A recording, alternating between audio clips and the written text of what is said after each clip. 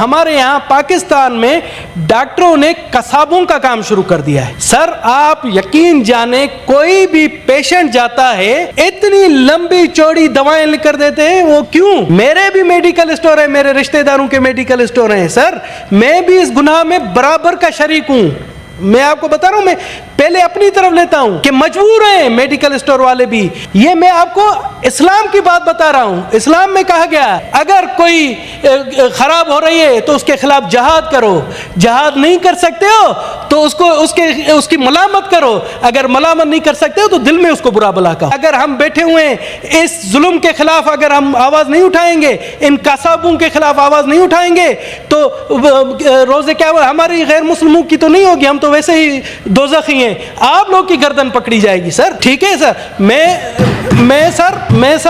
आपको बताऊं, डॉक्टरों ने कसाबों का काम शुरू किया हुआ है। मेडिकल स्टोर वालों के साथ भत्ता फिक्स है कि हम फला पर्ची भेजेंगे पेशेंट के साथ तो इसकी इतनी फिक्स होगी। और दवाएं गैर मेरी दवाइयां, हालांकि इंटरनेशनल स्टैंडर्ड है कि एक पेशेंट को आप 3 दवाइयों से ज्यादा नहीं लिख सकते, मगर इधर लंबी चौड़ियां दवाइयां लिख कर दे दें ताकि उनकी कमीशन बने। हमारी जो बेचारी औरतें हैं, प्रेग्नेंट होती हैं, आज आप देखें जब भी हॉस्पिटल जाते हैं उनको कहते हैं कि सीजर से आपका बच्चा होगा। ये पहले जमाने में सीजर कहां था? सिर्फ और सिर्फ इसी वजह से कि उनसे पैसे कमाए जा सके। सर ये जुल्म है, ये एक जुल्म की इंतहा है। सर इसी तरह से आप लेबोरेटरी में जाएं, आपको सीटी स्कैन लिख कर देंगे। सीटी स्कैन 400-300 रुपए का भी खर्चा नहीं है, मगर वो आपसे 2000-3000 लेते हैं।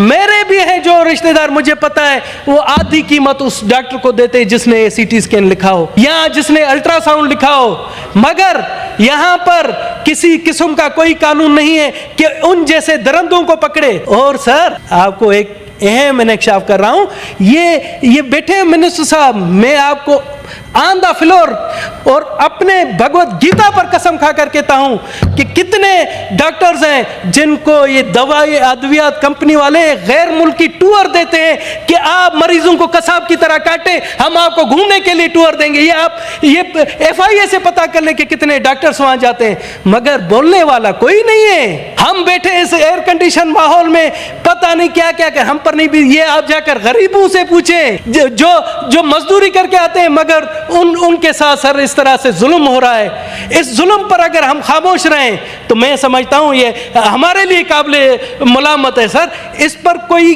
किसी किस्म का कोई नहीं है। डॉक्टर यहाँ पर मैं आपको वाकया सुनाता हूँ। अभी मैं यूरोप गया था, मेरा अपना रिश्तेदार डॉक्टर है वहाँ पर यूरोप में। मैंने कहा हाल वाल दें कि यूरोप में किस तरह से, तो कहता है कि सर यहाँ तो हम यूरोप में डर डर कर प्रैक्टिस करते हैं कि खुदा ना खास्ता कोई गलत दवा चली गई हम पर सू होगा।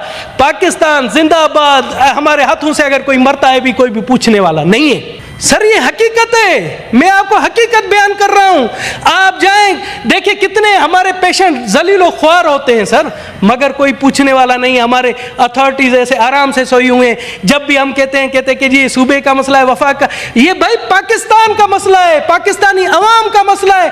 और एक मैं आपको बताऊं, यहां पर एंटीबायोटिक दवाइयों पर इतना आदी किया हुआ है कि बच्चा भी अगर नज़ला जुकाम होता है उसे एंटीबायोटिक दी जाती है। आप जाएं यूरोप में आपको एंटीबायोटिक कभी भी नहीं मिलेगी। सर हमारी आने वाली नस्लों को बर्बाद कर रहे हैं। हमारी जो खवातीन है बेचारी पेट चीर कर उनके इस तरह से करें। मैं कहता हूं कि इस पर आप एक्शन लें और ये मेरी जो है स्टैंडिंग कमेटी में भेजें ताकि हम वहां बैठकर इन जो जराइम पेशा कसाब हैं उनके खिलाफ कोई कार्रवाई कर सके।